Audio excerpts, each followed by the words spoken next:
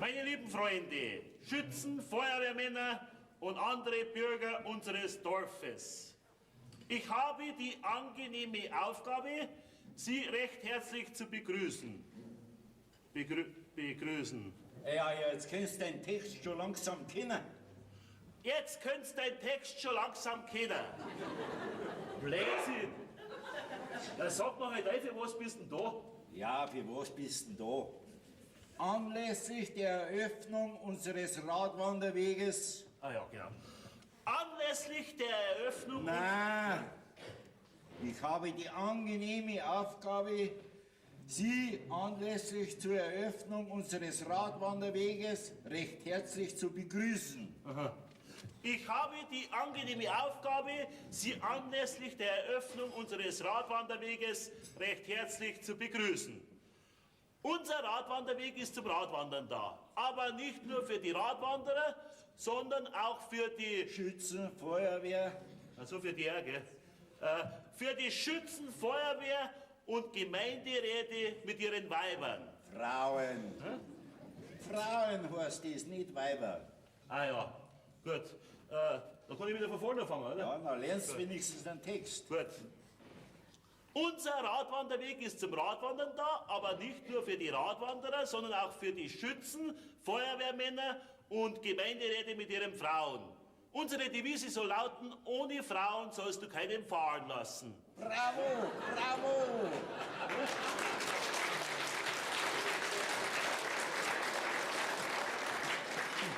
Pfui, pfui! Ja, warum schreist du jetzt da Pfui? Pfui! Das sind deine politischen Gegner. Die schreiben bei allem Pfui. Okay, bei einem Radlweg, da gibt's doch nichts zum Pfui schreien. Da gab's da das Recht für Leute kommen werden zur Eröffnung. Ja, bestimmt, das Wetter ist schön, das Fernsehen ist da und ein Freibier gibt's. Da werden sie es raustreiben, unsere Freibierlädchen. Was ein Freibier gibt's? Alle? Da muss ich hin. Das Freibier, das gibt's natürlich nur für die Radlfahrer, sozusagen als Treibstoff. Fürs Freibier, da fahre ich sogar mit dem Radl. Ich tue mit. Ja, dann tust du mit, aber jetzt gibst du mir den Zettel, weil ich muss mich jetzt fertig anziehen und dann muss ich mehr reden noch gerne. Nicht, dass ich mich noch blamiere. Ja, lern noch fest, dann die Leute was zum Lachen haben. Ich habe so noch ein dringendes Geschäft. Du, Bauer! Was? Du bist doch gar nicht der Bauer.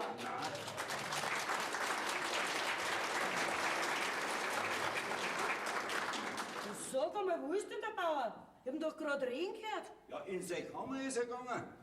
Fertig anziehen tut er sich und seine Ansprache muss er noch lernen. Au weh. Brauchst du ihn? Ja, dringend auch noch. Ja, ja.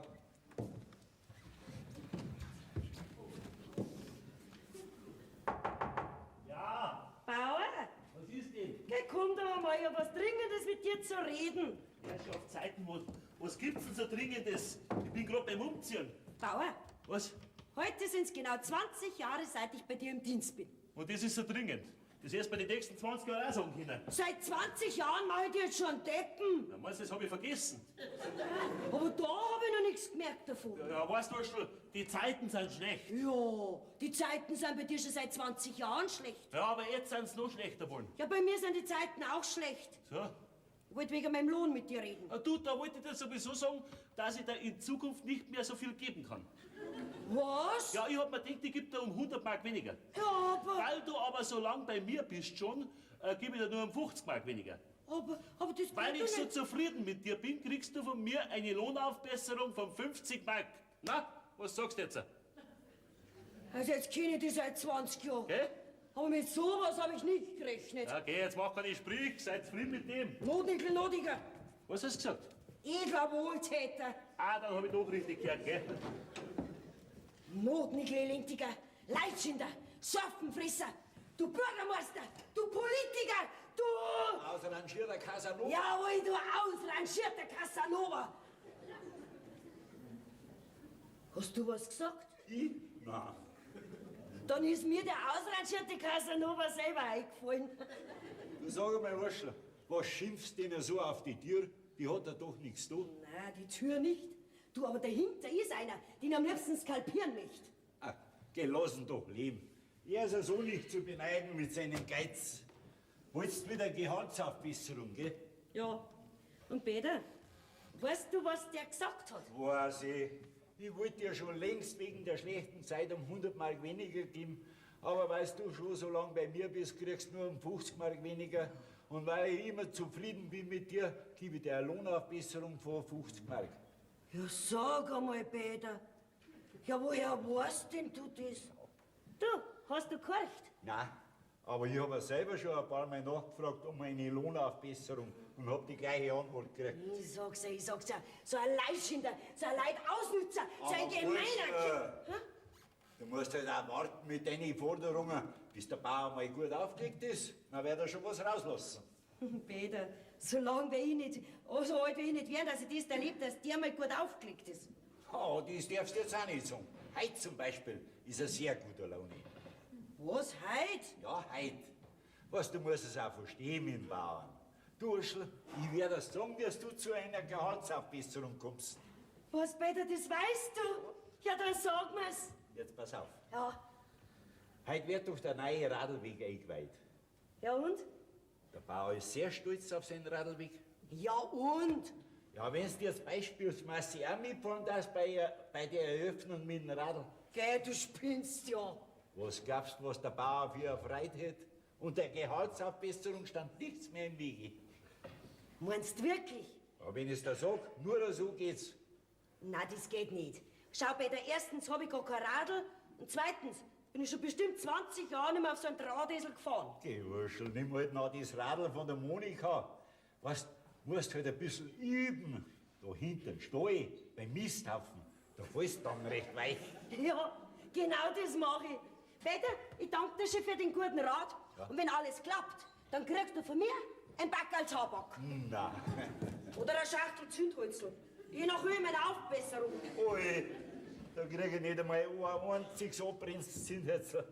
Wart, Urschel, ich werde dir sagen, wo die Urschel das Radl hingestellt hat.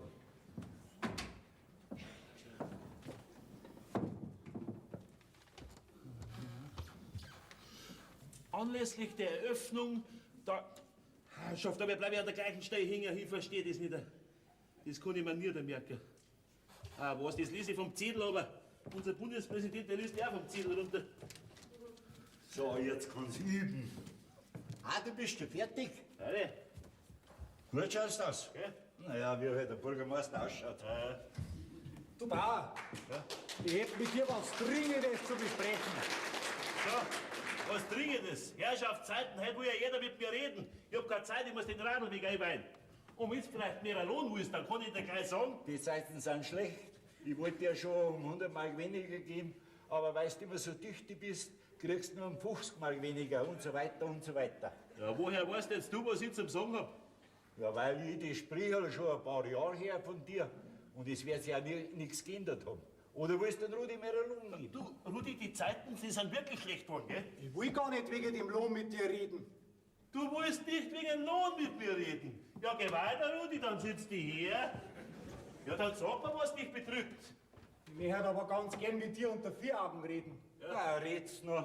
Dann mach ich die Männer weit zu. So wichtig wird es nicht sein, dass der Peter nicht hören darf. Meinetwegen, wenn du glaubst, dann soll das halt hören. Ja? Das ist wegen der Monika. So, wegen der Monika. Interessant. Weißt du, dass du überall deine Ohrwaschen drin haben, hä? Ja, ich möchte halt auch wissen, was mit der Monika ist. Du nicht auch? Also, was ist mit der Monika? Die Monika ist jetzt ein Jahr bei ihrer Tante. Sie kommt heute oder morgen zurück. Und da haben wir halt so ausgemacht, bevor sie zurückkommt, dass sie unbedingt mit dir noch reden soll. Ja, und? Ich hab nämlich die Monika gern und sie mir auch. Was hast du? Du traust dich die Monika gern zu haben, so eine Frechheit. Meinst du nicht auch, hä? Ja, meine ich auch. Du, hinter meinem Rücken da der mit der Monika anbandeln. Ja, wenn sie vor den Rücken anbandelt hätten, dann hättest du das ja gemerkt. Meinst du nicht auch? Natürlich meine ich das auch. Überhaupt geht es dir gar nicht so. Also das ist doch eine Gemeinheit, sowas. Bürgermeister, ich kann ja nichts dafür. Wir haben uns halt gern. Ja, da hat er recht. Was? Sie können wirklich nichts dafür. Schuld bist ja du. Warum bin ich jetzt auf einmal ich schuld? Ja, weil du so blöd warst und so einen sauberen Burschen als Knecht eingestellt hast. Ja, da musst du ja das Dirndl verlieren. Hättest halt so einen alten Depp eingestellt, wie du einer bist. Ja, da war das nicht passiert. Meinst du nicht auch? Jetzt ist schon geschehen. Die Monika, die hat mir geschrieben, ich soll mit dir reden, bevor sie zurückkommt. Und ich soll dich bitten, dass du sie mir zur Frau gibst. Du wirst ja nicht glauben, dass ich so blöd bin, dass ich da Ja sag. da braucht man gar nicht blöd sein. Nur ein bisschen Einsehen haben. Ich am Schauko. Er will meine Tochter heiraten. Er glaubt, er ist ein bisschen deppert, ha? Meinst du da? Ja, meine ich auch. Aber die Deppen geben oft die besten Ehemänner ab. Das hat man bei dir gesehen. Meinst du nicht auch? Okay, lass mir doch mal Ruhe. Und dir kann ich gleich sagen, zwischen dir und der Monika wird's nix. Und jetzt dabei den Radlweg ein. Und zum nächsten ersten bist gekündigt, gell? So, jetzt weißt du, wie du dran bist. Ja, jetzt weiß ich's. Das hättest du aber denken können, dass der Geizkragen Nein sagt, wenn seine Tochter einen echt heiraten will. Ich hab mir's ja gedacht. Aber die Monika, die hat so dringend, dass ich beim Bauern red. Sie hat ja gemeint, dass sie vielleicht doch ein Einsehen hat. Der Bauer, der hat nur mit seiner Brieftaschen ein Einsehen. Das Gescheiteste wird sein, wenn er mal einen anderen Dienst sucht. Liegst du? Du bleibst da. Mir wird schon was einfallen, dass ich euch helfen kann. Ja, Peter, das darfst du wirklich für uns? Weißt du, Rudi, ich habe auch einmal eine reiche Bauernstochter gern gehabt. Und der, ihr Vater, hat die gleiche Meinung gehabt wie unser Bauer. Uns hat aber niemand geholfen. Darum bin ich ledig geblieben. Und das Glück sollst du nicht haben. Onkel, weißt du da hin?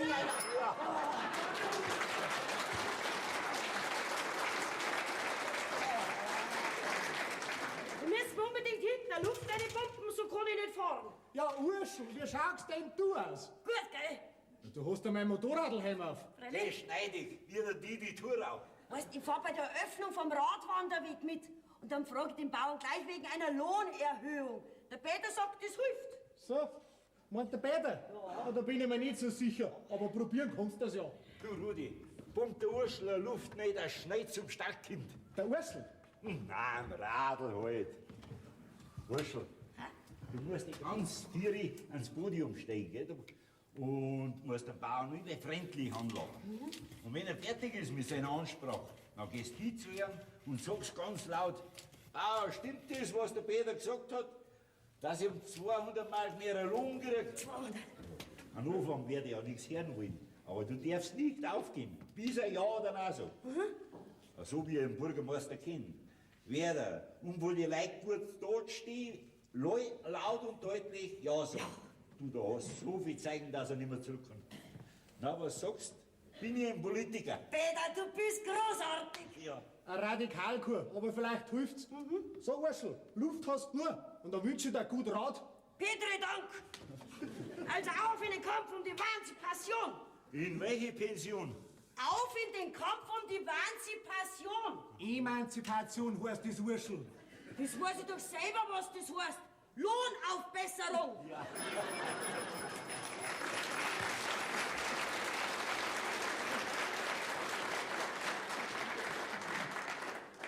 Nein, das war nicht wieder so ein Gaudi. Das muss ich mir von der Weiten anschauen. Rudi, du bleibst am Hof, da jemand da ist. Ich komm gleich wieder, gell? Ah, ist schon recht.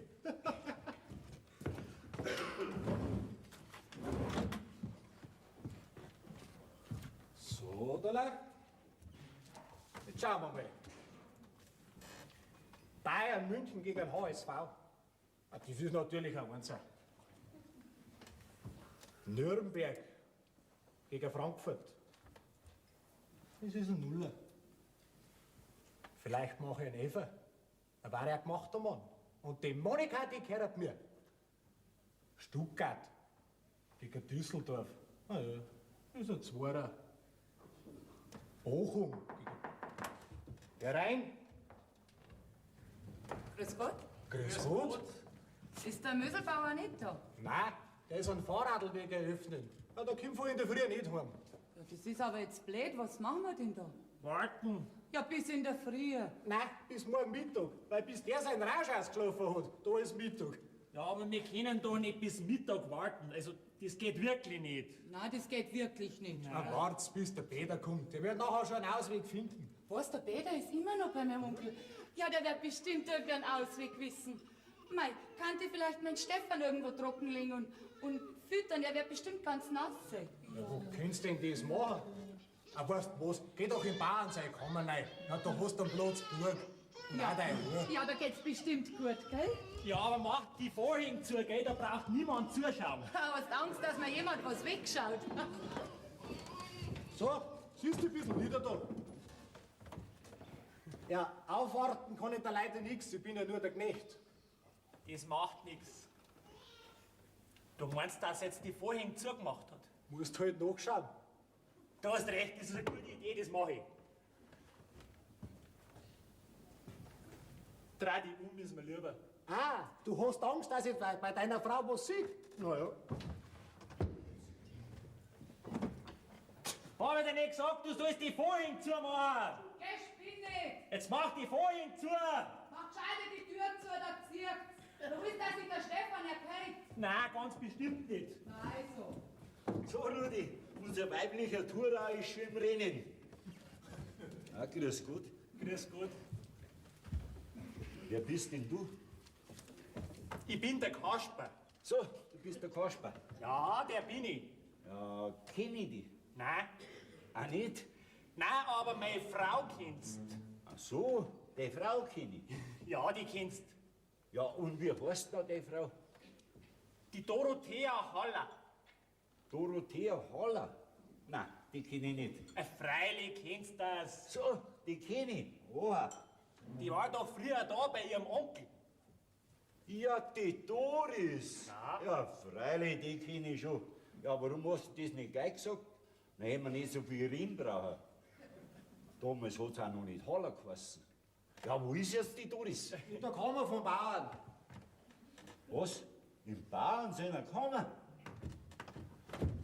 Nein, da geht nix. Was? Sie füttert gerade ihr Baby. Ach so. Ja, na, glaube ich schon, na geht nichts. Weißt, er hat Angst, dass jemand seiner Frau beim Stillen zuschaut. Da muss man schon aufpassen, gell? Ja. Ah, du sag einmal, wie heißt jetzt du wieder? Kasper Haller. Ah ja, Kasper. Du, warum gehst denn du nicht zu deiner Frau rein und sperrst von innen die Tür zu und hältst am Fenster Wache? Das ging auch, gell? Und war sicherer. Das war sicher, genau, das tue ich. Ja. Geht reizt euch um. Oha. Na ja, na drehen wir uns halt um. Ja, bitte. Also, ganze Kompanie, kehrt euch.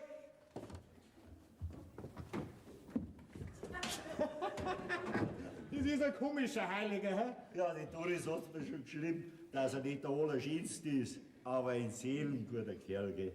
Nur narrisch eifersüchtig ist er. Ah, drum, ja, das sagt alles. Du Rudi, da ist ein Brief gekommen von der Monika. Ich hab den erst begeben können, weil der Bauer da war. Von der Monika. Ja, da hast du ihn.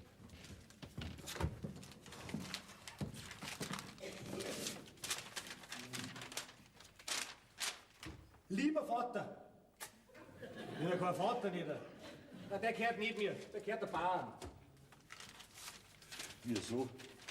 Wieso schreibt jetzt dir am Bauern nur einen Brief, wo er so schon gleich heimkommt? Ja, jetzt ist bald ein Jahr weg. Und da sind für den Vater 2 Briefe gekommen. Und für den Herrn Rudi 300. Und jetzt kurz bevor es heimkommt, schreibt er noch mal am Vater. Das muss ich lesen. Lieber Vater, Morgen kommt Monika heim. also, du wirst erstaunt sein, dass du knapp bevor ich nach Hause komme, noch einen Brief von mir bekommst. Aber ich möchte dich auf eine Überraschung vorbereiten.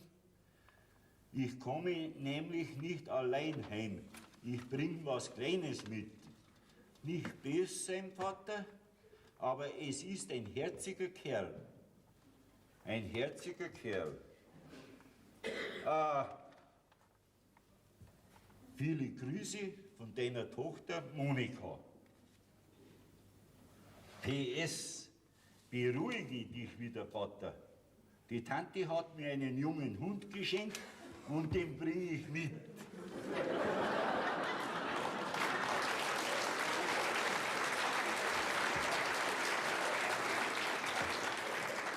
Das sieht dir wieder ähnlich, der Monika. Da.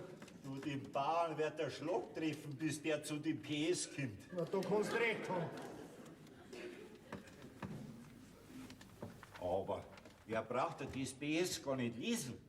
Du, Rudi, bring mal eine Schere. So was brauchst du, eine Schere? Ja, das werde ich dir gleich sagen. Was willst du denn jetzt schon wieder machen? Ja, euch helfen, dass ihr zusammenkommt.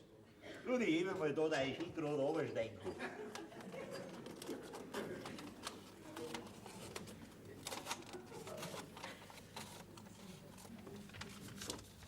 So, und jetzt legst du den Brief im Bauern seiner Kammer aufs Nachkastel.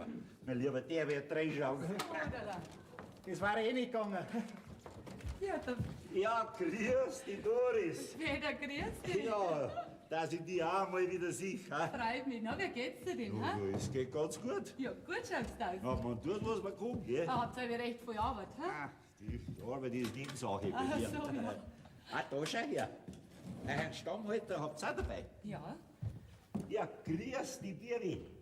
Herzlich willkommen am Möselhof. Ich glaub, der ist beleidigt mit mir. Der sagt kein Wort und anschauen tut er mir nicht. nein, der schlaft jetzt tief. Weißt, das Trinken strengt nicht mehr so richtig an. Ah ja, mein Mann hast du ja schon kennengelernt. Ja, ja, den kenn ich schon. Aber sag mal, dass du auf einmal auf Besuch kommst zu uns. Ja, weißt, wir wollen uns vom Onkel ein Geld ausleihen. Was er geht, Ja? da lacht ja eine Kuh. Ja, eine Kur müssten wir uns auch kaufen. Und unser Heisel muss auch ein bisschen hergerichtet werden. Vom Bauern sein Geld, eine Kuh. Na, da lacht der Ochs. Nein, Ochsen brauchen wir keinen. Ich hab halt gemeint, weil ich das einzige Kind vom Bauern, seinem verstorbenen Bruder bin. Aber beim Bauern hört sich die Verwandtschaft bei der Geldtaschen auf. Ja, dann sind wir direkt umsonst hergekommen. Ja, einen Zug kriegen wir halt keinen mehr. Da müssen wir übernachten. Ja. Mei, was das wieder kostet. Um das Geld, da hätten wir ein paar Hähner gekriegt. Und einen Gockel. Ach ja, ich red doch mit dem Onkel. Er kann doch nicht so hartherzig sein. Beim Geld, da ist er nicht hartherzig, da hat er überhaupt kein Herz. Aber pass auf, ich habe eine Idee. Hier wir 2 Fliegen mit einem Schlag treffen. Du, wie viel hast du gesagt, brauchst du Geld für die Kuh und das Heisel? Ja, wir haben uns halt gedacht, Ah ja, so 10.000 bis 12.000, wenn wir hätten, wären wir aus dem Wasser. Also bescheiden seid ihr gerade nicht. 10.000 bis 12.000. Ja, so auf 6.000 bis 8.000 könnten wir uns schon runterhandeln lassen. Also mit 8.000 hätt's auch nur. Ja? Jetzt hört's einmal zu, ihr drei. Ich bringe euch jetzt ins Zuhäusl rüber. Da könnt ihr schlafen. Bisschen was zum Essen bringe ich euch auch. Und morgen früh stürmen wir gemeinsam den Bauern. Und wenn ich mich nicht täusche, dann werden wir den Burschen schon weich kriegen. Mein Peter, ich kann ja gar nicht sagen, wie dankbar, dass ich da bin. Nein, nein. Zuerst wirst man die harte Nuss noch knacken. Ach, ich hab zu dir doch ein großes Vertrauen. was? Vielleicht mehr als wie zu mir, hä? Geh, du Spinner, du lieber. Nein. Geh, lass doch mich das Kinderwagel schirmen. Also ich da das furchtbar gern. Ja, gern, Peter. Jetzt komm, Kasper. Ja, Schatzi, ich komm schon.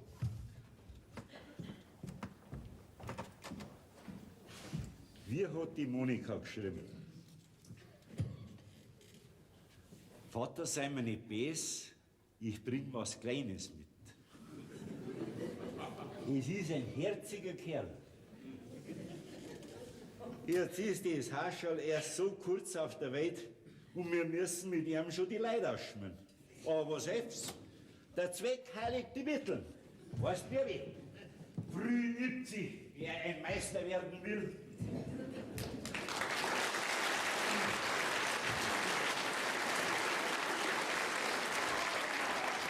Mir tut alles weh. Oh, Burschen! Ja, wie schaut's denn du aus? Ja, du bist ja total fertig. oh. Ja, was glaubst denn du? Bei diesen Strapazen, die ich mitgemacht hab. Ja, bist nachher mit dem Radl mitgefahren. Ja, freilich bin ich mitgefahren. Und weit auch noch. Ja, was lustig. Sind viele Leute da gewesen. Leute waren in Massen da. Ah, aber lustig war es nicht. Aber weißt du, Rudi, ich bin ja schon seit 20 Jahren nicht mehr mit dem Radl gefahren. Au, weh. Nix, aber gut ist gegangen. Ja, sogar ganz gut ist gegangen. Also so ein bisschen 2-3 Mal hat's mich schon runtergehauen, bis ich es wieder können hab, gell? Hast du nicht weh, du? Na, ich hab da einen Sturzhelm aufgehabt. Bist du auf den Kopf gefallen? Nein, auf dem Hintern. Aber der Sturzhelm hat viel geholfen. Ja, jetzt red weiter. Ja, weißt du, ich hab mir schon gedacht, warum das Radl so schwer geht. Dann hab ich mir gesagt, ja, das ist jetzt über ein Jahr, seitdem die Monika bei ihrer Tante war, im Schupfen gestanden. Das Gerhard hat einmal wieder richtig geschmiert. Ah, du bist schon da? Das siehst ja, dass ich schon da bin. Jetzt erzähl weiter. Ja, da gibt's gar nicht mehr viel zu erzählen. Also ich bin so kurz vor Hellwang gewesen. Oh, das sind ja bald 8 Kilometer. Mir ist vorgekommen, als wenn es 20 Kilometer gewesen wären. Also wie gesagt, auf einmal geht das hintere Radl überhaupt nicht mehr. Das war echt kein Wunder. Der Schlauch ist herausgekippt, der Mantel war kaputt. Die anderen Radlfahrer haben gesagt, das war, weil ich zu lang ohne Luft gefahren bin. Da braucht's gar nicht so blöd lachen. Was meinst du, wie schwer, dass ich treten hab? Ja, das glaub ich. Jetzt hast du den ganzen Weg zurückschieben müssen. Ich bin ja nicht blöd. Bloß die Hälfte vom Weg. Nur die Hälfte? Warum denn? Ja, warum denn? Ja, was meinst denn du, wie die anderen Radlfahrer, die an mir vorbeigefahren sind, gelacht und gespöttelt haben? Und wie dann der 60. zu mir gesagt hat, wer sein Rad liebt, der schiebt. Da hab ich's gepackt und hab's in den Graben untergeschmissen. Oh, da wird die Monika eine Freude haben, wenn es da drunten flackt. Ah, ich geh's nachher schon holen. Nein, lass liegen. Ich kann die Kraxen gar nicht mehr sehen, hebt's mir mal auf. Jetzt. Du, Ursula, Ja, hast du noch einen Bauern gefragt wegen der Lohnaufbesserung? freilich hab ich ihn gefragt. Und er hat mir's auch von allen Leuten zugesagt. Na, also, was hab ich da denn gesagt? Ein Schmarrn. Wo?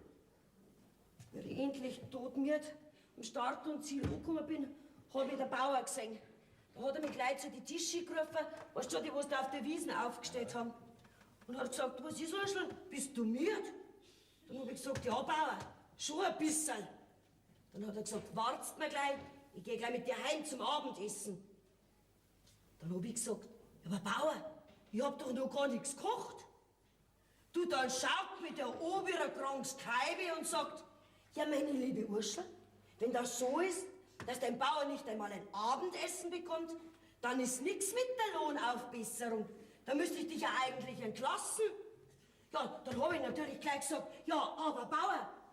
Dann hat er gesagt, nix da. Weißt du, so lange bei mir bist und weißt du, sonst immer recht fleißig bist, will ich noch Gnade vor Recht ergehen lassen und will dich diesmal noch bei mir lassen. Aber nur unter denselben Bedingungen wie bisher. Und dann, na Leute, was sagt ihr dazu? Gelacht und bravo geschrien haben's. Und mir hat's vor lauter Wut die Tränen in die Augen getrieben, da bin ich davor wie eine Furie. Von der Weiten hab ich noch gehört, was sie geschrien haben. Hoch, lebe der Bürgermeister! Hoch, hoch, hoch! Ah, mein Radlabend war ja schlecht ausgegangen. Morgen kündige ich einen Dienst. So ein gemeiner Kerl, der Bürgermeister. Da hast du recht. Ein gemeiner Kerl ist er. Aber ich kann noch gemeiner sein. Was?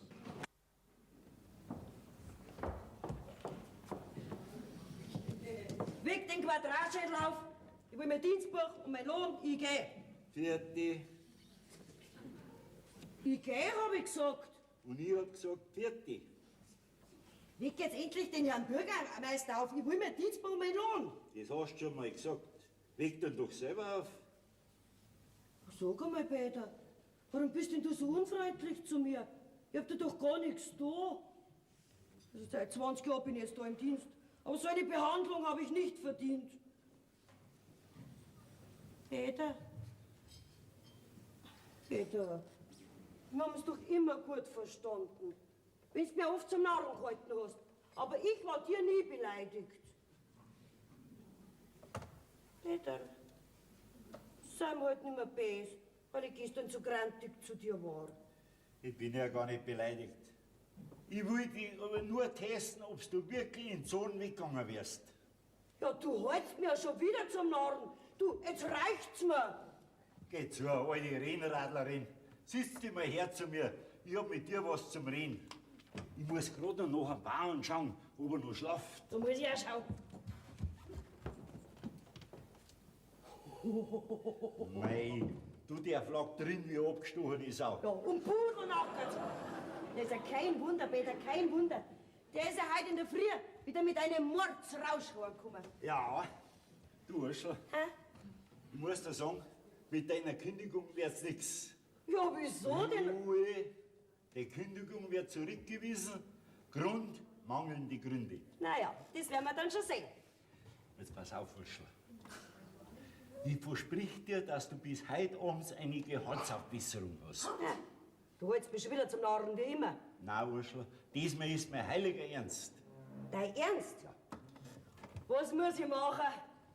Du hast doch schon alles zusammengepackt und so bleibt's.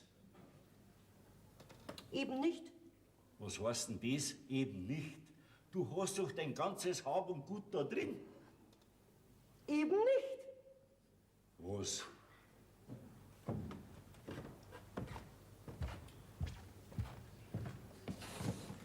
Ja, der Kopf ist ja leer. Ja, du Luder, du Falsch. Dir war's ja gar nicht ernst mit der Kündigung. Peter, jetzt sind wir quitt. Nein, noch lang nicht. Mir so für einen Narren halten. Guten Morgen, Peter. Da gibt's das auch. Ja, Doris. Ja, schlaf ja der Drame. Ja, Mädel, wo kommst denn du auf einmal her? Grüß dich, Urschel. Grüß dich. Wie geht's dir denn ins Haus? Na, schaust du immer noch gleich aus. Ja, Freunde, viel dicker bin ich geworden. Ja, mei. Psst, nicht so laut. Das weckt ja am Bauern auf. Also, Ja, was, wir sind schon seit gestern da. Im Zuhäusl schlafen wir. Mein Mann, ich und der Stefan. was? Das Popperle habt ihr auch dabei? Na, freilich. Das muss ich mir gleich anschauen. Ja. Ja, das jetzt. Schaut, dass ihr ins Zuhause nicht mehr kommt und lasst euch nicht mehr sehen bis auf die Nacht. Bis dahin hoffe ich, dass die Radikalkur, die ich den Bauern verordnet habe, hilft. Ja, aber Sag einmal, was hast du Jetzt jetzt für redet Bauern? nicht lang, schaut, dass du weiterkommst. Die Doris wird dir schon alles erzählen, Urschel. Also? Und das eine sage ich dir. Du ziehst mit allen deinen Sachen aus der Kammer aus und ab ins Zuhäusl. Da bin ich aber nicht mag. Du wirst wohl müssen. Das gehört alles zu meinem Plan. Dein Zimmer ausräumen, als ob du wirklich gegangen warst. Das ganze Klump aus meinem Zimmer. Genau. Unmöglich. Ja, sei doch froh, man wird endlich einmal das Zimmer ordentlich aufgeräumt.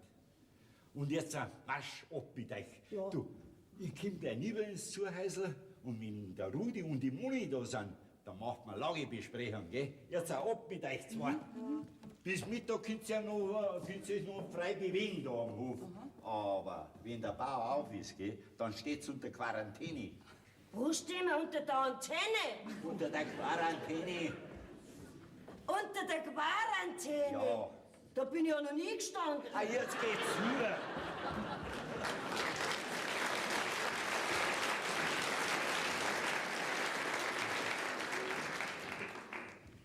Wenn wir mal die Bulli auf den Kopf stellen.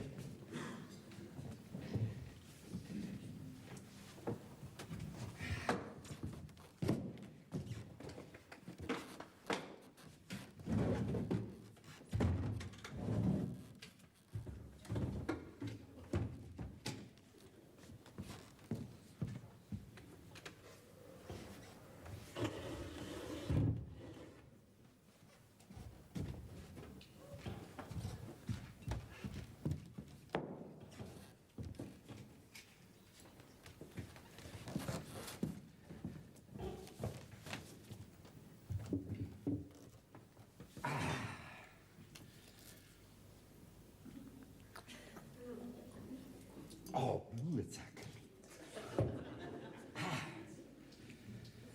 Ja, je mehr ich am Bauern seine Zigarren rauche, desto weniger kann ich rauchen.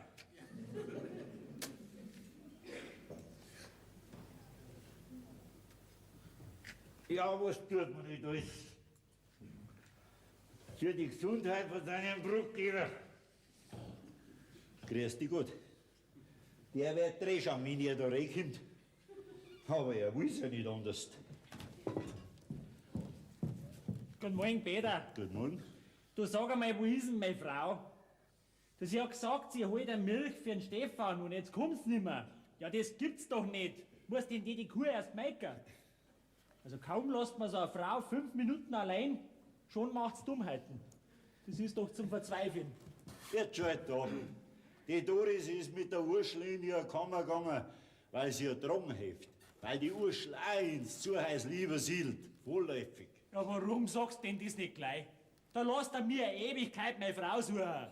Doris! Doris! Mei, den hat schwer. Also in der Stunde, da schein's mir gehört einmal aufgeräumt. He? Ich werd mich. Doris! Doris! Ah, da kommen sie ja schon, die zwei. Muss ich gleich hinaus, damit sie jetzt viel Lärm machen. Urschel! Sag mal, wie schaut's denn da überhaupt aus? Urschel! Urschel, ich brauche ein Bier! Guten Morgen, Kollege Ulmrausch.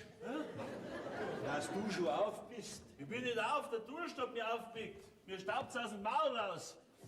Die Urschen sollen mir sofort ein Bier bringen, gell? Durst ist nicht mehr da. Was nicht mehr da? Dann bringst mir du eins. Ich sag das, Peter. Der Kirchenwirt, der hat so einen guten Wein, dass ich mir gleich ein paar Liter mit heimgenommen hab. Na also, dann saufst halt den Wein, dann brauchst du kein Bier. Besoffen wär's so und anders. Ja, den hab ich doch schon gesoffen. Da drin hab ich mit heimgebracht. Ach so. Was ist jetzt mit meinem Bier? Ah! Geh, Bauer, leg dich wieder nieder. Ich bring dir dabei ein Bier. Aber schick dich, gell? Ich hab nämlich einen riesen Durst. Ja, ich saus wie eine Raketen. Du, Bauer, ein Brief ist gekommen von der Monika. Ich hab dann aufs Nachkastel hingelegt. So, von der Monika, na ist schon. Warum schreibt denn die mir einen Brief, wenn es morgen sowieso heimkommt? Ja, das weiß ich nicht. Lies halt den Brief, dann weißt du, was drin steht. Ja, das war auch eine Möglichkeit, gell? Du, jetzt bringst du mir aber zuerst ein Bier, weil mit dem Durst, da kann er gar nicht lesen, gell? Jetzt schick die Kinder jetzt Ja, mit ja. dabei wieder hin, gell? Oh, wie kuffelig. Oh. Heute wird er lang warten müssen, bis der ein Bier kriegt. Die weiter kommt's rein.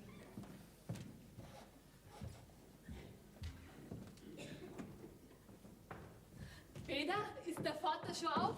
Nicht so laut. Der Braun hat ihn aufgeweckt. Jetzt weiter geht's du lieber. Also Peter, ich weiß nicht, ob das gut ausgewählt, was du da vorhast. Ist wie es ist. Probieren müssen wir's. Der Bauer gibt es uns nie seine Zustimmung. Ja, was soll denn schon schief gehen? Nix. Hexen, dass er mich zum Teufel hat. Aber das ist auch nicht so schlimm. Dann geh ich in die Rente.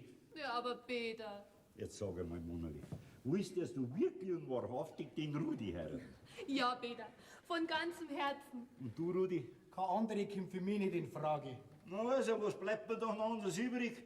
Der Kasper und die Doris brauchen auch ein Geld. Also muss ich meine diplomatischen Fähigkeiten springen lassen. Jetzt schaut, dass weiterkommst, der wird gleich wieder da sein, wenn er kein Bier kriegt. Du, Rudi, du gehst den Keller runter, holst eine Flasche Bier. Und wenn der Bauer auf ist, dann kommst du rein, sitzt dich hin und trinkst. Aber lass dich ja nicht erweichen, gell? Du darfst ihm keinen Schluck geben. Auwe, das ist hart. Ja. Was ist jetzt mit meinem Stierz auf, verschwind, Zinkel. Ja, Herrschaftszeiten, da schreibt man und kein Mensch herauffahren. Herrschaftszeiten, ein Bier brauche ich. Was ist jetzt noch? Ah, bist du wieder aufgebaut? Gut, dass du da bist, Ja, Peter. ich wollte Brauchst gar nichts sagen. Gut, dass du es scharf gemacht hast, dann kann ich gleich trinken. ich wollte gerade sagen, dass das... Sei stark und hör gut zu, dann hörst du das Zischen, gell? Das ist ein Wasser. Ja, ich wollte das ja sagen, aber du hast mich ja nicht drin lassen. Geh selber im Kilo, gell?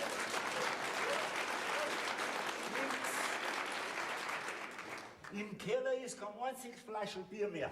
Was im Keller ist, kein einziges Flasche Bier mehr. Ja? Ja, dann soll die Urschel jetzt zum Wirt überrennen, dann soll man eins bringen. Na, was hast du denn dauernd mit der Urschel? Die Urschel ist doch nicht mehr da, die ist doch gegangen. Was, die Urschel ist gegangen? Ja, kündigt hat's. Weißt du, dass du gestern von alle Leuten so runterkanzelt hast? Ja, ich war ein bisschen leicht angetrunken. Ja, wann bist du das nicht? Ja, deswegen hättest du noch nicht kündigen brauchen. Na, du hättest doch nur mehr reden können. Jetzt warst du 20 Jahre bei mir und jetzt ist es auf einmal fort. Ja, ja, man muss auch Menschen menschlich behandeln. Ja, du hättest doch heute noch mal mit mir reden können, du, oder? Wegen der Gehaltsaufbesserung? Jetzt mag ich einen Kaffee. Was, einen Kaffee möchtest? Ja. Den musst du schon selber machen. Du schließt fort. Ach so, die ist fort. Peter, kannst du mir nicht du einen Kaffee machen? Ja, ich hab zwar noch nie einen gemacht, aber ich kann's ja auch mal probieren. Guten Morgen, miteinander.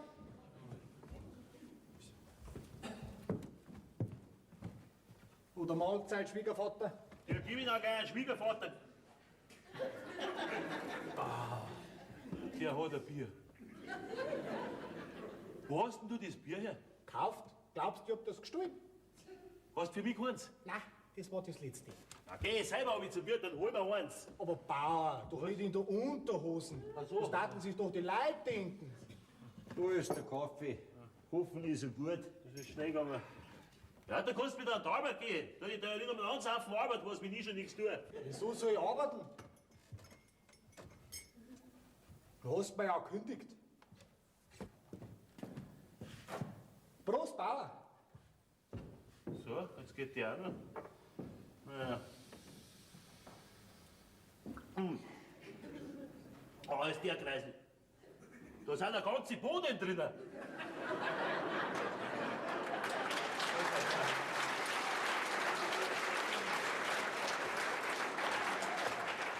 Ja, mei, besser kann ich's halt nicht. Gut, dann zieh ich mich an, dann geh ich zum Wirt und vielleicht krieg ich da ein Frühstück, bin ich auf meinem eigenen Hof nichts mehr gekriegt habe. Jetzt pressiert's.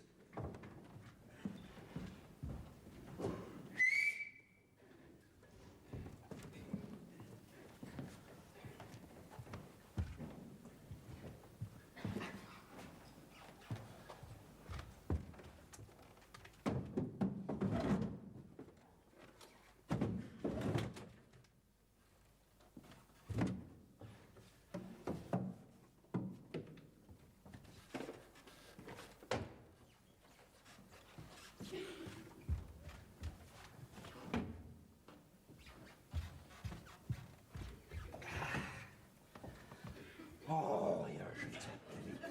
Also so schnell habe ich schon lange nicht mehr gearbeitet. Ah, Peter?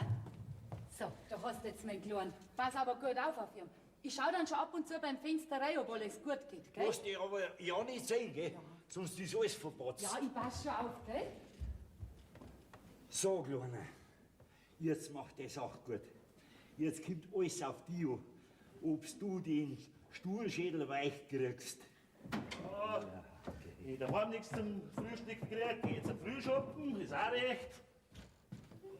Hey, was ist denn da passiert? Ja, Peter, hast du ein Kind gekriegt? Das ist doch gar nicht mehr möglich in dem Alter, oder? Red doch nicht so blöd. Du weißt ja Bescheid. Was weiß ich? Ach ja, deine Tochter, die Monika, ist reingekommen mit dem Kinderwagen und hat gesagt, Peter, pass auf das Kleine auf, ich muss schnell zum Herrn Pfarrer. Der Vater weiß Bescheid, den habe ich alles geschrieben. Und weg weiß ich. Nix weiß ich, überhaupt nichts weiß ich. Ja, hast du den Brief nicht gelesen? Was für ein Brief? Ja, der gestern gekommen ist. Jesus, den Brief, den hab ich ja ganz vergessen.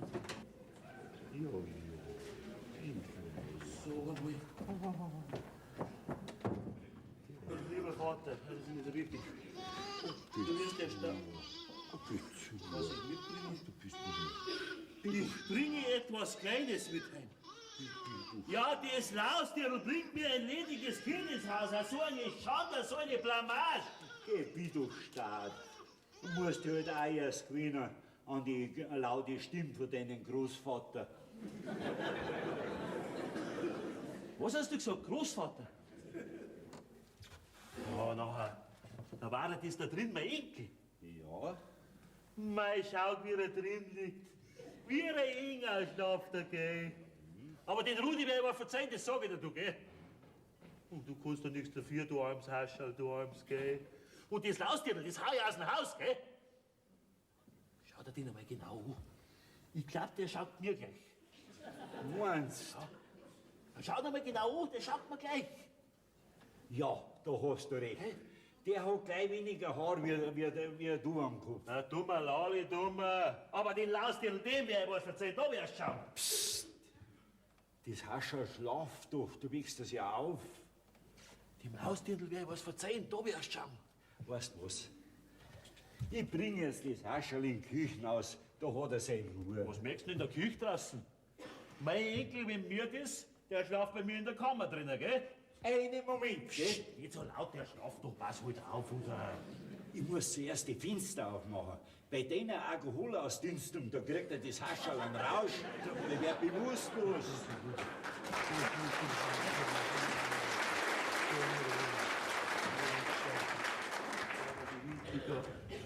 So, jetzt geh doch her zu mir, gell? So. So, jetzt kommst du schon rein. Gell? Ja. Fenster sind weit offen. Geh mal ganz bitte, gell? Geh doch weiter. Ja, aber gleich schaffen. Jetzt hat er seine Ruhe.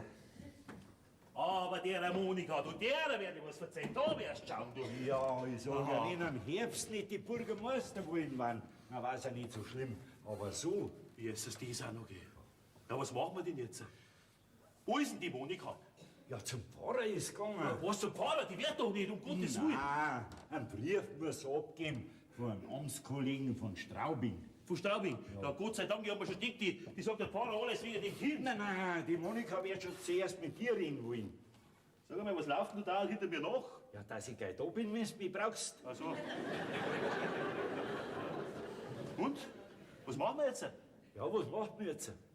Kurschel im Haus, kein Knecht, ein Kind. Ah, das können du mir unmöglich alles der Backer. Die Urschel hat nicht gleich der Vorlaufen brauchen, als ein besoffener Mädchen da. Ja, der hast du gemein zugesetzt. Ja, die hätte doch heute nicht mehr, wo ich nicht bin, mit mir reden können, oder? Oh mein.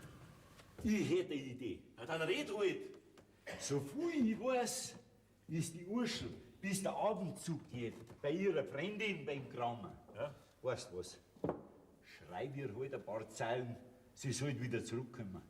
Ich glaub nicht, dass die Nein sagen wird. Ich darf den Zettel nachher gleich runterbringen zu der Urschel und dann mir geben. Das mach ich ja. Weil so eine gute Arbeitskraft, so eine billige Arbeitskraft, die krieg ich nie mehr in meinem ganzen Lebtag. Da hast du recht. Also schreibt's euch her, Kim. Ist schon da, Herr Bürgermeister. Bitte. Ja, du, was soll ich dann da schreiben? Ich habe noch nie einem Weiberlein einen Brief geschrieben da. Unglaublich. Also schreiben. Ja? Sehr geehrtes Fräulein Ursula Pandler. Meinst du nicht, dass Fräulein ein bisschen übertrieben ist bei der Urschel? Ja, einmal schreib's nicht. Fräulein Pfandler. Ein saublöder Name, das sag ich dir. Ah ja, da kommt ja nichts dafür. Also weiter. Ich, der Bürgermeister von Schlaps, Ich, der Bürgermeister von Schlaps, Bauer Müselhof, Jochen Müsel, Möselhof, Jochen Mösel, ersuche dich hiermit, ersuche dich hiermit auf meinen Hof zurückzukommen. zurückzukommen. Du wirst es gut haben bei mir. Oh, wenn ich vom Guthaben was her da rausgemacht habe. Das weiß ich. Du wirst es gut haben bei mir. Außerdem bekommst du eine Lohnaufbesserung Lohnaufbesserung. von 200 Mark. 200 Mark? Ja, spinnst du, wie gehst du mit meinem Geld um? Schreib das, was ich da gesagt habe, sonst kommt die Urschel nicht zurück. Na gut, dann. Eine Lohnaufbesserung von 100 Mark. He? 200 Mark habe ich gesagt. So geht mal der Zweiter schon nicht aus dem Kugelschreiber raus. Das wird überhaupt nichts aus. 200 DM. Diese Aufbesserung bekommst du nur unter der Voraussetzung, Voraussetzung, dass du in der nächsten halben Stunde auf meinen Hof bist ist und die Arbeit wieder aufnimmst, die Arbeit wieder aufnimmst. damit mein Altknecht Peter entlastet wird.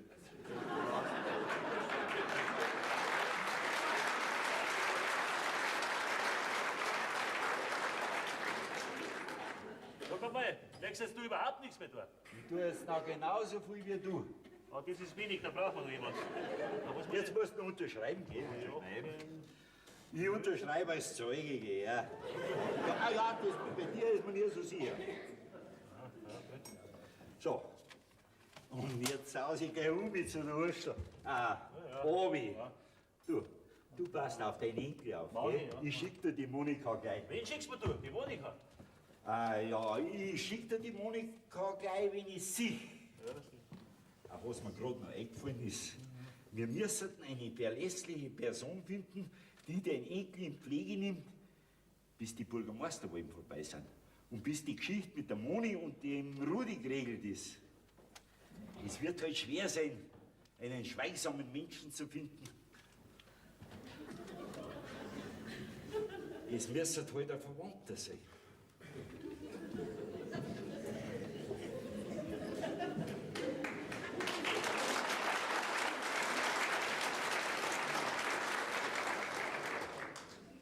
Da hat der Peter schon recht. Da müssen wir wirklich jemanden finden. Der Enkel, der muss aus dem Haus, bis die Bürgermeister wollen. Aber wohin, gell? Ja, du, das wird gar nicht so einfach werden, dass wir da einen schweigsamen, verlässlichen Menschen finden. Das ist schwer. Grüß dich, Vater. Vater, jetzt haben wir uns so lange nicht gesehen. Und jetzt willst du mir nicht einmal die Hand geben. Vater, ich bin wieder da. Ja, du bist da. Und nicht allein, wie man scheint, hä? Aber Vater, das ist doch alles ganz anders. So, das ist alles ganz anders.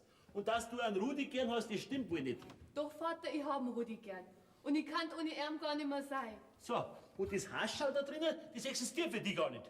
Doch Vater, das Kind existiert, aber Was aber? Das kannst du wohl nicht ableugnen, dass das Haschall auf der Welt ist, doch, gell? Vater, der Rudi und ich haben uns gern und möchten heiraten. Ich sehe ein, dass du nur zu jung bist, den Hof zu übergeben. Aber die Tante ist ganz allein und kann die frühe Arbeit auf ihrem Hof nicht mehr da backen. Ja, und darum hat sie gesagt, der Rudi und ich könnten ihren Hof übernehmen. Hat's gesagt. Eine saubere Schwester, gell? Eine saubere Schwester. Hinter meinem Rücken so eine Sache machen. Na, Vater, nix hinter deinem Rücken. Sie hat gesagt, nur unter der Bedingung kriegen wir ihr Anwesen, wenn du die Zustimmung gibst. Aber auch die Zustimmung zur Heirat zwischen dem Rudi und mir. Ach so. Ja, also. Sie hat mir aber auch erzählt, dass ein Bruder von ihr, wie er noch jung war, am Markt am Hof von seinem Vater gern gehabt hat. Und dass der Vater dagegen war. Dass aber der Bruder von der Tante so lange mit dem Vater um das Dern gekämpft hat, bis der endlich nachgegeben hat. Und da der Apfel nicht weit vom Stamm fällt, ist das Gescheitste, du sagst gleich ja. Das gehört jetzt überhaupt nicht daher. Überhaupt habe ich meinem Vater nie vor vollendete Tatsachen gestellt, gell? So, Bürgermeister und Landwirt, die Fräulein Ursula befindet sich bereits wieder in der Küche Also. und hat ausrichten lassen, in 10 Minuten wer gegessen. Nein, Moni, hast dein Vater schon rumgekriegt? Noch nicht, aber ich bin am besten Weg dazu. Oha, gell? Was ein Mannsbild, wie mein Bräutigam in einem ganzen Jahr nicht zusammengebracht hat, das schaffe ich in 2 Stunden. Ja? Das nennt man Diplomatie. Ja, du hast Gell, recht. Vater? Na, geh, lass mir doch mal Ruhe. Hier ist es das Kind. Bleib doch da. Ich bin der Großvater, das ist meine Aufgabe, gell?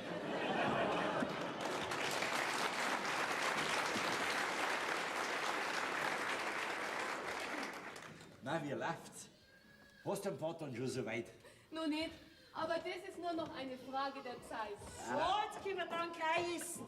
Also, Ja, sagt's ja.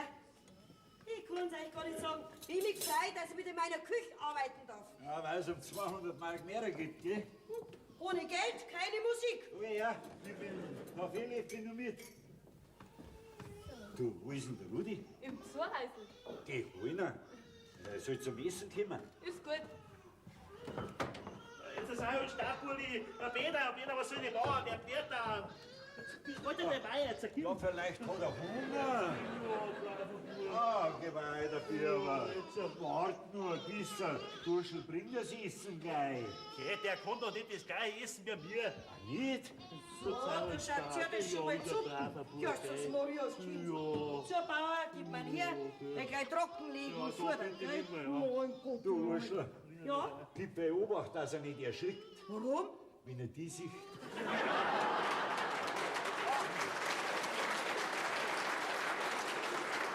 Also, Peter, wenn er dich gesehen hat, hat er das Ärgste schon überstanden.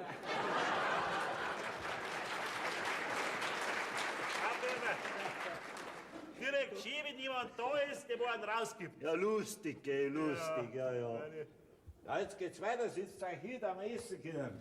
Ja, bist jetzt du der Bauer oder bin's ich? Du, du. Aber weil es dir die Sprache verschlungen hat, red halt ich. Gut.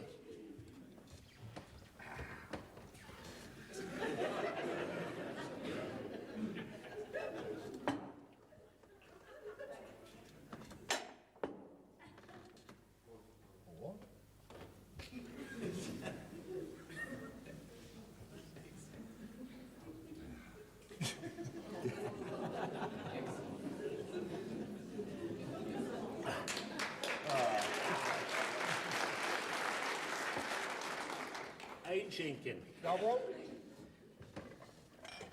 So. Danke, Schimonal. Bitte. Mahlzeit. Mahlzeit. Mahlzeit. Du, Bauer, Ja. ein Besuch ist gekommen. So? Ich habe ihm in der Küche was zum Essen gegeben. Ja. Ich hoffe, dass die nicht reit. Es sind Verwandte von dir. Verwandte, dann schickst du das gleich mit daheim, gell? Ja, aber Vater. Ich mein, nach dem Essen schickst du das gleich mit daheim. Die Doris und der Mann wollen gern mit dir reden. Lass doch einer urscheln. Ja, zuerst uns mal fertig essen, gell? Herr Urschler, Ah, was kriegt denn eigentlich mein Enkel zum Essen? Ja, zuerst eine Suppe, dann ein Schweinsbrot mit Gädel und zur Nachspeis ein Pfeifen voll Tabak. Was hab ich da gesagt? Ich hab nicht nur einen blöden Namen, die ist auch blöd. Was gehört, Bauer? Verwandte sind auf Besuch da. Merkst du was? Was soll ich denn merken? Bauer, Verwandte, Baby. Merkst nix? Verwandte, Baby, merkst nix?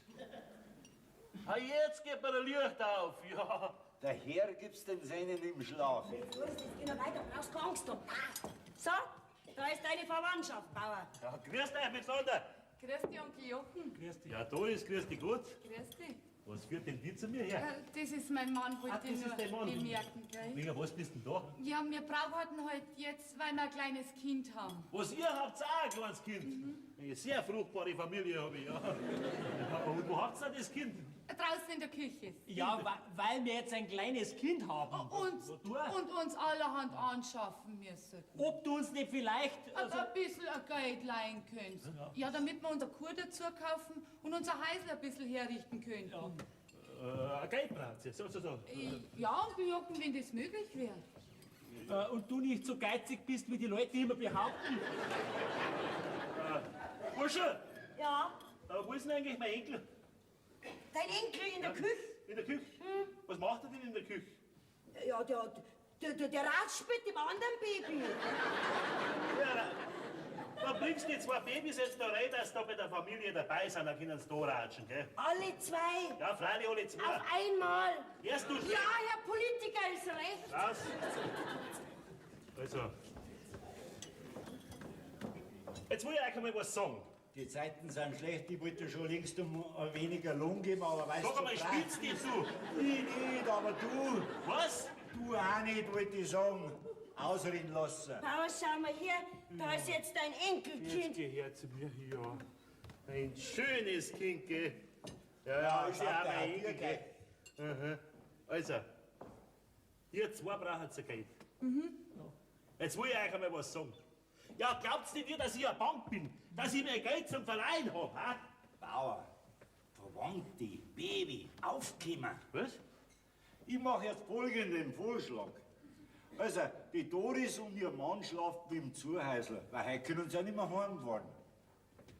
Und du, Bauer, du überlegst dir nun mal die ganze Geschichte. Ja, da hat der Peter schon recht, das muss ich mir wirklich noch überlegen. Jetzt ein Steuer ausziehen. So die anderen Rindviecher.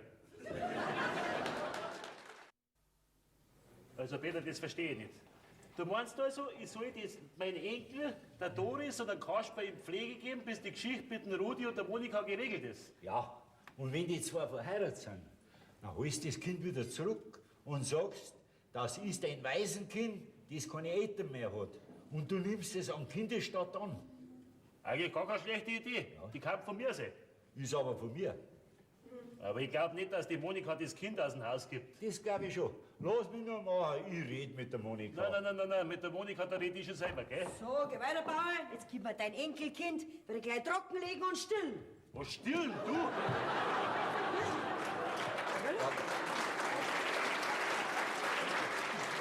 Ja, kannst denn du zaubern? Nein, nicht.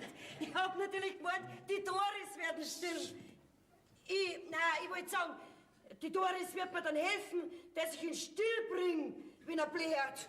Ach du, wenn er dann still ist, dann bringst du ihn wieder, gell? Natürlich. Mein Wohltäter. Jetzt verstehe ich gar nichts mehr. Wieso Wohltäter? Ja, mei, sie wird halt meiner wegen der Gehaltsaufbesserung. Ach so. Also, dass wir weiterreden. Du gibst der Doris das Kind in Pflege, zahlst ihr ein anständiges Pflegegeld und bei der nächsten Wahl heißt der Bürgermeister wieder Mösel. So einfach ist das. Ja, und was meinst du, was ich da zahlen muss? Ja, das weiß ich nicht, was man für so ein Kind Pflegegeld zahlt. Aber ich schätze, 400 Mark wirst du schon rauslassen müssen. 400 Mark? Ja. Im Jahr? Im Monat? Ja, was glaubst denn Im Monat? Du, das ist für viel Geld. du? Geh zu. Nur ein Jahr, dann ist alles vorbei. Das sind ja 12 mal 400 Mark. Das sind ja 4.800 Mark. Was? Nein, das muss ich mir schon noch überlegen, gell? Ja, was gibt's denn da noch zum Überlegen? Die Doris ist auf Besuch da, weil sie sich von dir Geld leihen will. Du leihst ihr aber das Geld nur unter der Voraussetzung, dass sie dein Enkel in Pflege nimmt. Und als Kostgeld zahlst du dir so im Monat oder so auch 200 Mark, dann hast du ein Geschäft gemacht. 200 Mark? Sind 2400. Ja, das können wir machen. Bravo, das ist gescheit. Das können wir machen, wenn ich es mir überlegt habe. Ausreden lassen, gell? Du Vater, ich gehe noch ein bisschen zum Oberhauser einen Besuch machen nach so langer Zeit. Du, Monale, bleib einmal da bei mir, weil ich hätte was Wichtiges mit dir zum Reden, weißt? Oje, wenn du Monale zu mir sagst, dann wird's gefährlich. Ich höre, Herr Spar, Sie hört. Ja, ich hab's gehört. Aber du brauchst das nicht hören, gell? Hä? Ich mein, du brauchst nicht alles hören, was ich mit meiner Tochter zum Reden hab. ja Vater, der Peter gehört doch schon fast zur Familie. Ja, fast. Aber jetzt gehört er nicht dazu. Da schau her. Da kriegst du einen Fünfer von mir. Was? Jetzt gehst du runter zum Wirt und kaufst dir eine Maske, gell? Hast mich schon überredet. Das tue ich lieber, wie ein Stall ausmisten. Ja, das wird aber nicht erspart bleiben, gell?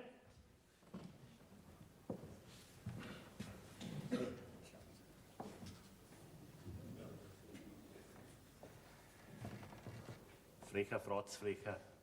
Sitz dich hin da.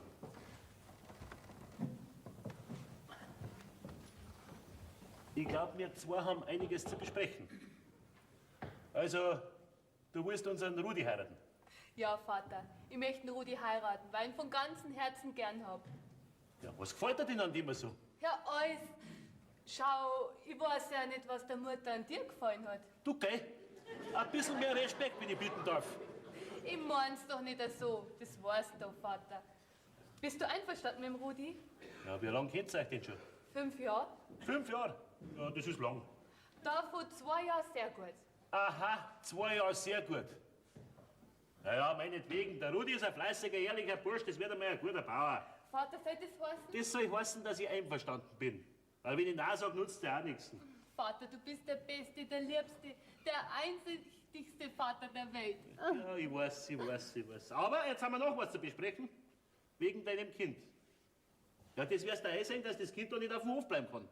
Das Gret, die Leute, die Bürgermeisterwahlen und so Du weiter. Bauer, der Viechhandler ist da, der möchte mit dir handeln. Der soll warten. Ja, ich werd's ihm sagen. Leitschinder.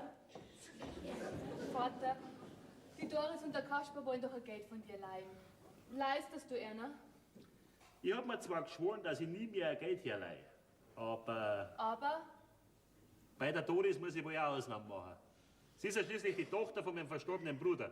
Vater, du bist... Nur unter der Bedingung, wenn sie das Kind 1 Jahr in Pflege nimmt. Oh, Vater, was bist du für ein Mensch? Was ich für ein Mensch bin. Ich bin ein Mensch. Du Bauer, der Viechhandler, der ist noch immer da. Der soll warten, hab ich gesagt. Schrei mich nicht so an, sonst geh ich zur Gewerkschaft. Herrschaft, Zeit.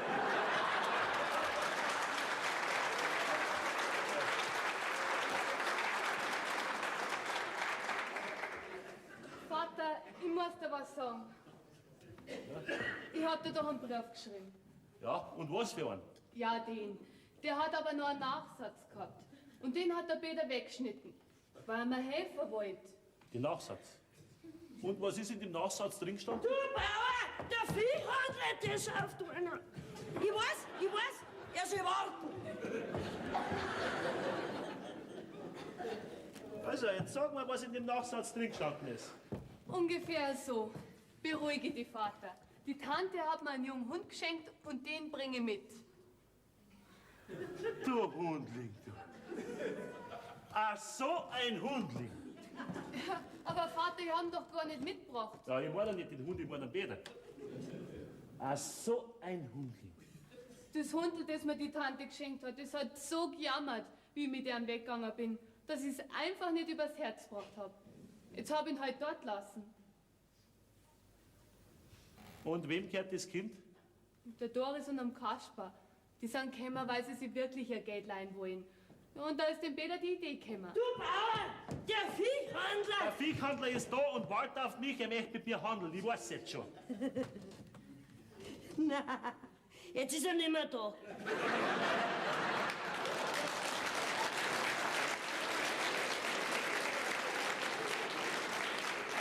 Bauer, der ist auf alle 4 heimgerabelt. So einen Rausch hat der. Der heute vertragt rein gar nichts, gell? Ach, so ein Gauner. Da geht's so, Bauer. In dem bisschen Rausch ist er doch kein Gauner. Ich hab auch 2 Schnäpse. Schau, dass du rauskommst, die konnte ich doch nicht brauchen. Ja, ich geh ja schon. Du Frauenverachter. Na, Waldpeter. Jetzt werde ich daheim sein. Ja, was wird jetzt mit mir und dem Rudi? Ich halte natürlich mein Wort. Und das Geld für die Doris? Geht auch in Ordnung. Unter der Bedingung, dass du keinen Menschen was sagst, dass wir darüber geredet haben. Die Geschichte, die bleibt unter uns. Das muss man in die Hand nicht versprechen. Dann halt auch ich mein Versprechen. Also, Hand drauf. Hand drauf. Und die Kündigung von der Urschel, das ist wohl auch ein Peter seine Idee. Nein, die Urschel wollte mit der Kündigung wirklich schrecken. Sie hat einen Koffer dabei gehabt und wollte mit dir reden. Aber du hast geschlafen. Der Koffer war aber leer. Der Peter hat es nachher so weit gebracht, dass bei der Kündigung bleibt. Er wird ihr eine Gehaltserhöhung beschaffen. Und die hat er klar durchgesetzt. Na, wart, Peter. Mich kannst du so reinlegen. Kommt's nur einer, der Vater schon aus. Die Doris und der Kasper. Ich lasse euch jetzt allein. Vielen Dank für euch. Bitte, bitte. So, Onkel, da wären wir wieder. Können wir jetzt vernünftig mit dir reden? Natürlich. Wenn ihr wisst, was vernünftig ist, bitte, sitzt euch hin.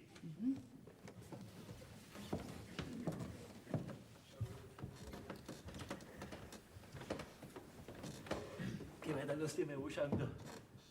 Ein schönes Kind. Aber mein Enkel ist schöner. Ja, was glaubst denn du, ha? Du, das ist mein Bub, infolgedessen ist er schön. Weißt du, Onkel, das ist halt einmal so auf der Welt, dass jeder Großvater glaubt, er hätte das schönste Enkelkind auf der ganzen Welt. Also, was habt ihr Vernünftiges mit mir zu reden? Da bin ich wieder. Mircht er nun ausgeruht. Oh je, da muss ich störe. Peter, bleib da. Darf das ruhig hören, du gehörst ja zur Familie, gell, hat Monika gesagt. Ja, und du hast mich samt den weitergeschickt. Aber ich verzeih dir noch einmal. Forscher! Ja? Bring mir doch meine Enkel rein. Wart, ich sag's gleich. der Peter, Urschel. Peter darf da bleiben. Durschel, die weiß das schon. Die hat schon gehört, gell? Also, was habt ihr Vernünftiges mit mir zu reden? Ja, weißt du, Onkel, die Geschichte ist ja so. Wir haben einen kleinen Hof, der Kasper und ich. Ja, ganz was Kleines. Eine Kuh und 3 Fackeln und ein paar Hähner und ein Gockel. Peter! Wo bist denn du mit dem Kind hin? Ich will nirgends hin. Das Bierl muss dringend aufs Klo. So, aufs Klo muss er. Hat er das gesagt? Ja, das hat er mir gesagt. Vielmehr, Krocher hab ich's. Kroha hast du das so. Riech einmal, wie der stinkt. Mein Bub stinkt nicht, merkt er das, Peter? Du, Peter? Der stinkt wirklich nicht. Freilich stinkt er. Ja, wenn er schon stinkt, dann ist sowieso zu spät, gell? Da bleiben wir da. Also, wo sind wir jetzt stehen geblieben? Bei der Gors und bei die Schaf und bei die Fackel, gell? Ja, und beim Gockel. So. Weißt, unser Haus ist schon ziemlich alt. Ja, und in den Stall regnet schon rein. Ja, die Kuh und die Fackeln können schon schwimmen. So. Ja, und eine Kuh müssten wir uns auch kaufen, weil wir jetzt ein kleines Kind haben und mehr Milch bräuchten. Ja, und darum wollten wir dich bitten, Onkel, ob du uns ein bisschen ein Geld leist, damit wir auch weiterkommen. Urschel! Urschel! Ja, was schreist du denn so? Ich höre nicht schlecht. Warum bringst du mir denn meinen Enkel nicht? Dein Enkel? Ja? Dein Enkel musst du sehen. Ja? Aber Bauer, der ist doch da. Da bei mir ist er nicht, wollte ich sagen. Ja, wo ist er dann? Ja, wo ist er dann? Spazieren gegangen ist er. Spazieren. Spazieren ist er. Ja, mit wem denn? Mit wem? Mit wem? Ganz allein. Ach komm, ganz allein ist er spazieren. Ja. Ist scheinbar ein Wunderkind, hä? Ja, ist dein Enkel. Ja. Jetzt sag ich dir was. Jetzt gehst du raus und bringst mir innerhalb von 30 Sekunden meinen Enkel. Weil sonst kannst du dein Bündel schneiden und kannst verschwinden, gell? Bauer, ich kann doch gar nichts dafür. Du sollst rausgehen, sonst bist du fristlos entlassen. Ja. Also, wird's bald. Jetzt sagt's mir einmal, wie viel Geld braucht's denn überhaupt? Ja, wir haben uns halt gedacht, so 10.000 bis 12.000. 10.000 bis 12.000 brauchen wir nicht. Nein, mit 6.000 bis 8.000 wäre uns schon sehr geholfen. Aber mit 10.000 wäre uns mehr geholfen. Ja, wir denken das Geld bestimmt bald zurückzahlen. Ja, ganz bestimmt. So in 10 bis 20 Jahren. Ja, du brauchst da nicht gleich Ja sagen. Du kannst es ja nur überlegen. Aber jetzt muss ich meinen Stefan drucken legen, gell? Na, da kannst du ja drin bleiben, gell? Ich mache jetzt die Geschichte so, ich gehe jetzt raus an den Stall und überlege mir es nochmal. Und in 10 Minuten komme ich dann wieder, gell? Wenn ich dann in 10 Minuten wieder komme, dann möchte ich die beiden Kinder da herin miteinander sehen. Beide, wohlgemerkt. Und angesichts dieser beiden Kinder werde ich dann entscheiden, ob ich euch das Geld leihe oder nicht. Also, bis in 10 Minuten, gell? War Fluch, die Geschichte. Ja, jetzt schauen wir gut aus. Jetzt gibt's kein Geld, jetzt gibt's die Austreibung. Jetzt sitzt man drin in der Tinten. Und nicht zu sagen im Dreck. Ich hab einen Bauern gerade in den Stall gesehen. Sagt's mir mal gerade, wo soll ich denn jetzt ein zweites Kind hernehmen? Peter, ich brauche ein Kind.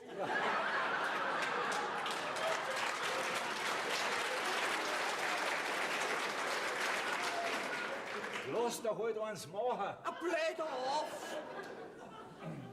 Wisst ihr was? Ich geh zur Monika ins Zimmer und hol ihr all die Puppen. Die zeigen wir dann den Bauern. Ja, vielleicht merkt das gar nicht. Burschel, du bist der Engel.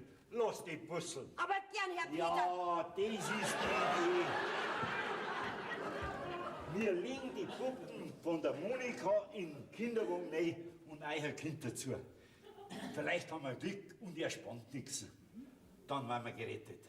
Burschel, renn sofort und hol die Puppen und bring den Kinderwagen da rein. Ja, renn, Schurschel, ist pressiert. Auf was wartest du denn noch? Auf einen Kuss. Ja, bist denn du Narrischwann? Jetzt verschwind. Ich wart. Du hast gesagt, Urschel, du bist ein Engel, lass dich abbusseln. So. Und jetzt lass ich mich abbusseln. Also, weiß pressiert. Und jetzt kannst du leise gehen. Freilich. Dann schleichst du dich. Sag mal, war das jetzt alles ein Kuss? Ja. Oh mein Gott, du Anfänger.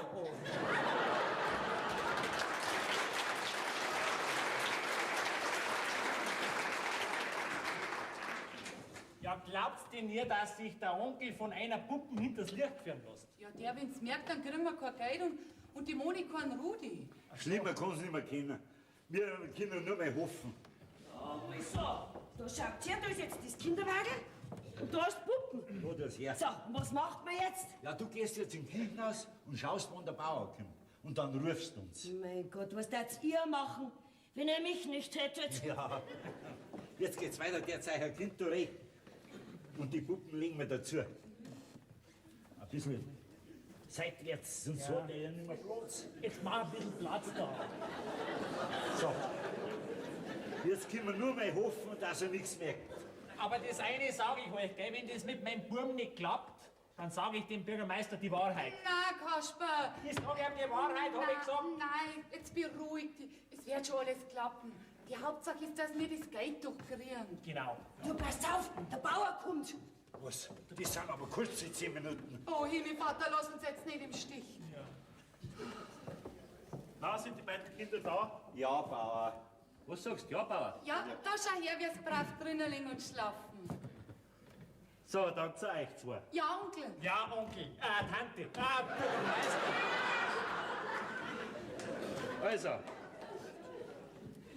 angesichts dieser beiden Kinder, ich meine, mein Enkel ist natürlich der Schönere, gell? Habe ich mich entschlossen, euch mitzuteilen, dass ich euch das Geld nicht leihe. Was? Das geht doch nicht. Ja, aber Onkel, lass uns doch nicht im Stich. Wir haben doch alles besprochen, wegen den Skandal. Ja, besprochen haben wir schon. Aber ich bin für eine Ehrlichkeit und für keine Falschheit. Also, ich leihe euch das Geld nicht.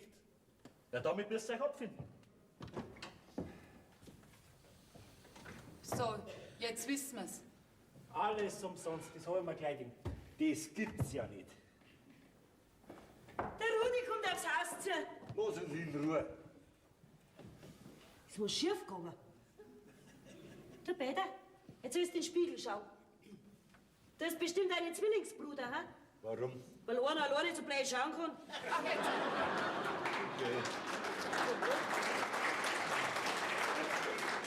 Herr Urschel, wir sind jetzt nicht aufgelegt zum Witz machen. Der Onkel gibt uns das Geld nicht.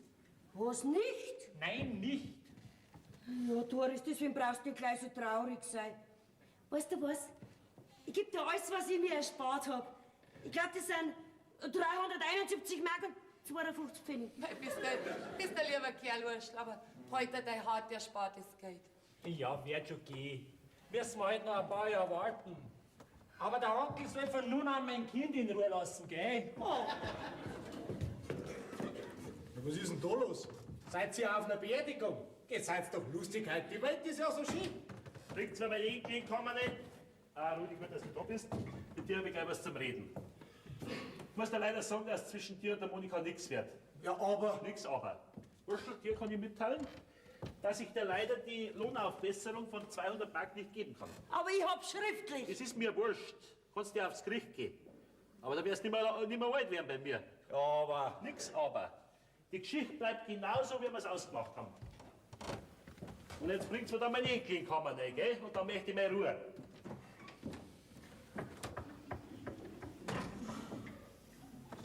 Kommt Doris, wir fahren heim. Aber wir haben doch erst morgen in der Früh einen Zug. Dann fahren wir morgen in der Früh heim, aber heimfahren werden wir. Und den Onkel, die Milch von jetzt ab nicht mehr sehen und als Enkel soll er sich die Puppen da drüben nehmen. Ja, wart's nur einen Moment. Ich werde mit dem Bauern noch einmal reden. Gebete. Das nützt doch nichts. Ist doch alles umsonst. Doch, lasst mir's nur mal probieren. Er glaubt ja, die Monika hat ein lediges Kind. Jetzt geht's. Und lasst mich mit dem Bauern allein reden. Ja, geht schon.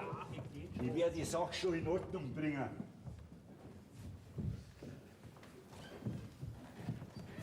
Ja, ihr zwei auch. Weiter.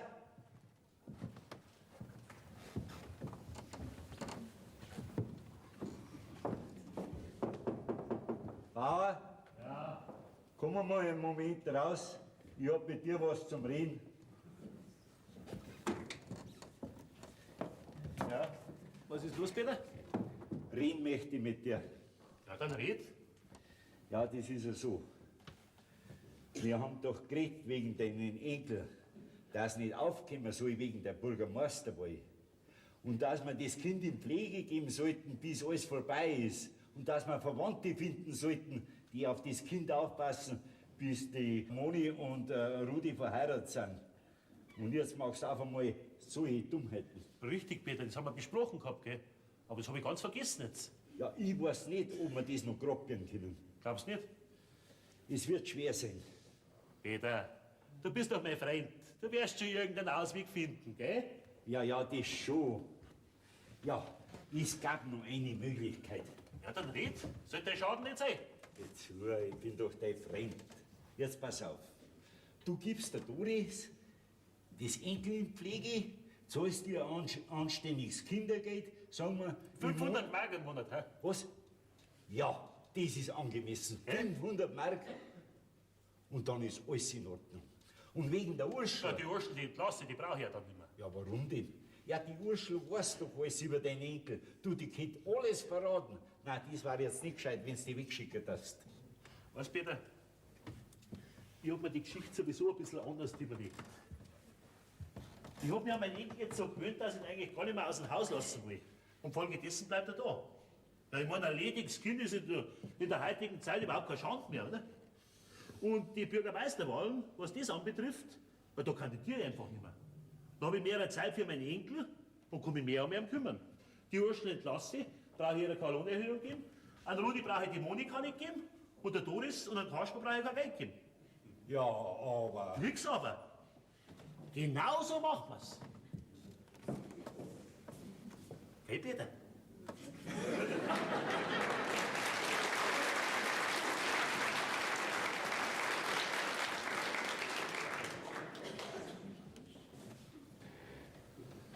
Sauber, sauber.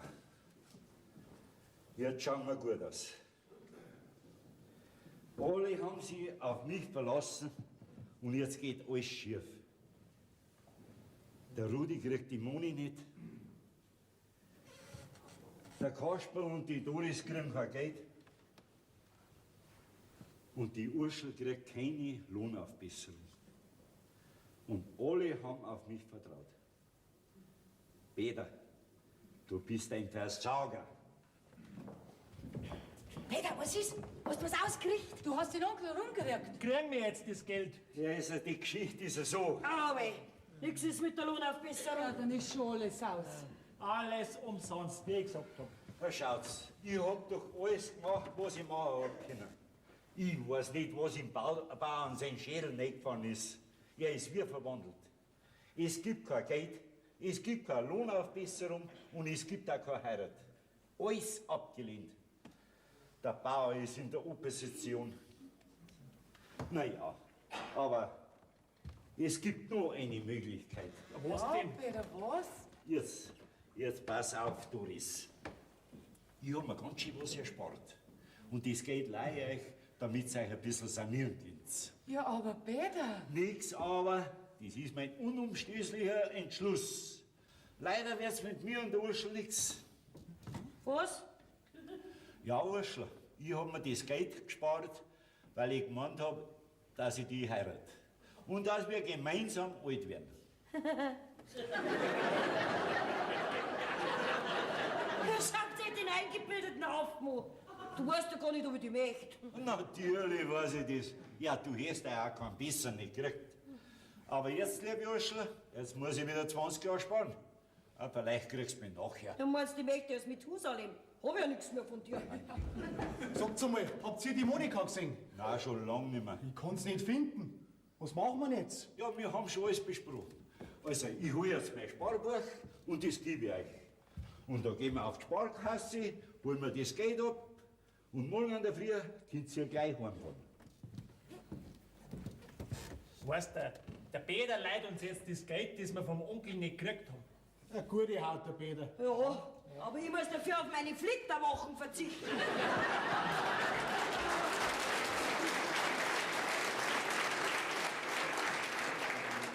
Wir so auf Flitterwochen verzichten. Ja, weißt, der Peter hat gesagt, dass er das.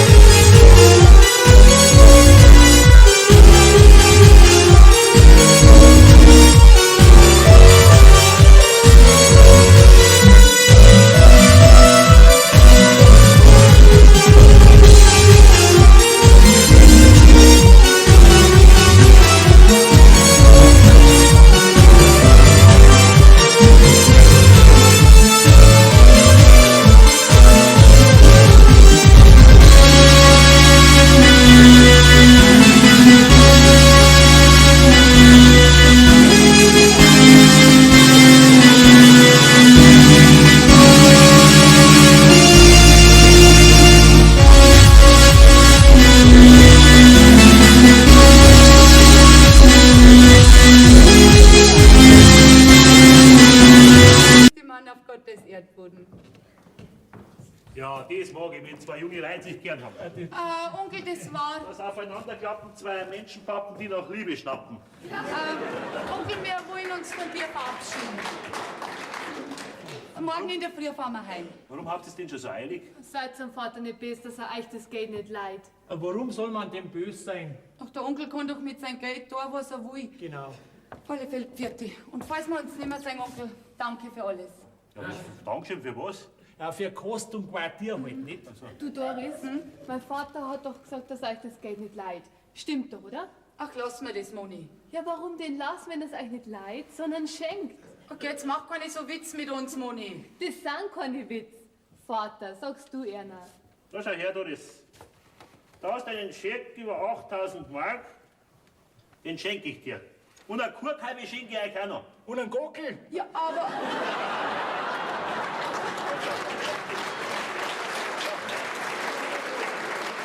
Aber Onkel. Weißt du, ich mag das, wenn junge Leute sich gern haben. Warum soll's euch jetzt am Anfang schon so hart tun?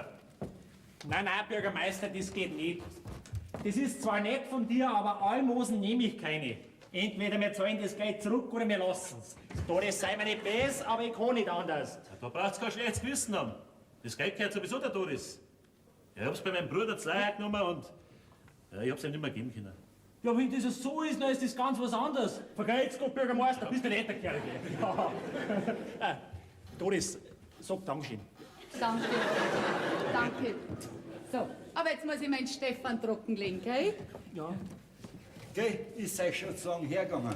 Aber ich hab die Sparbier so gut versteckt gehabt, dass ich es bald nicht mehr gefunden hätte. Danke, Peter, aber wir brauchen jetzt dein Geld nicht mehr. Ja, der Onkel hat schon alles geregelt. Trotzdem, danke für alles. Jetzt hör mal mit deiner blöden Buslerei auf.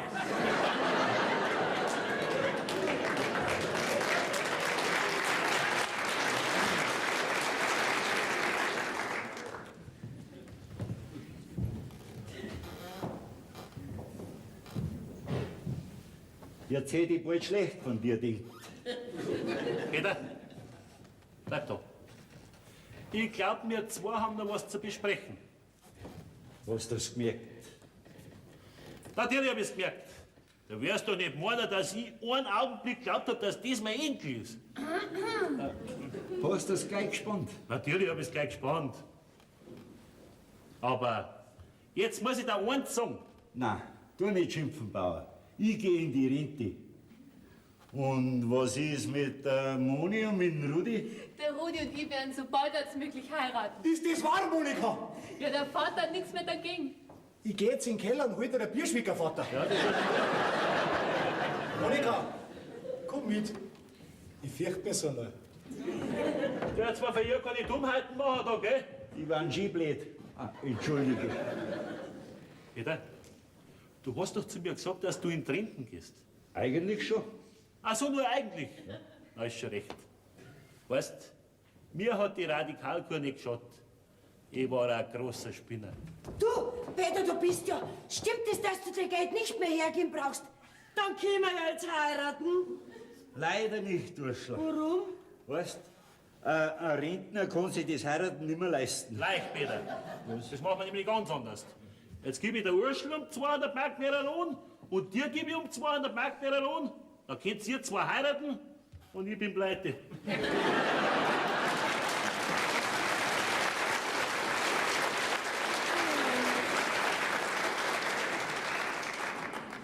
Peter, mein Rentner. Ursula, Ja? sagst du der Monika, sie soll einen Schweinsbraten mit Knädel machen? Wir feiern auf Nacht ein bisschen, gell? Ist schon recht, Bauer.